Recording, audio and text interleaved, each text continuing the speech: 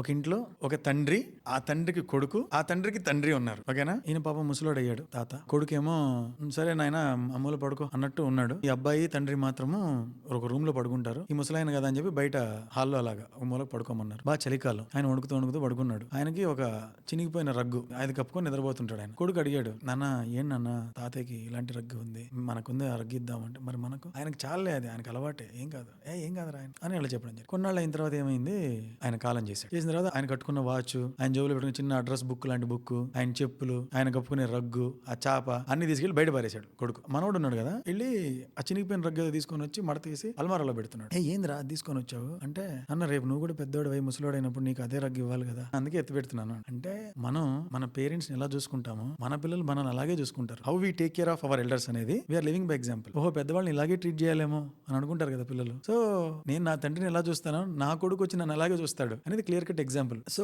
మనం ఎల్డర్స్ కి అండ్ మన పేరెంట్స్ ఎస్పెషల్లీ అమ్మా నాన్నకి చాలా గౌరవం ఇవ్వాలి, చాలా ప్రేమ ఇవ్వాలి. అది మనం దీని నుంచి అండర్స్టాండ్ చేసుకోవచ్చు.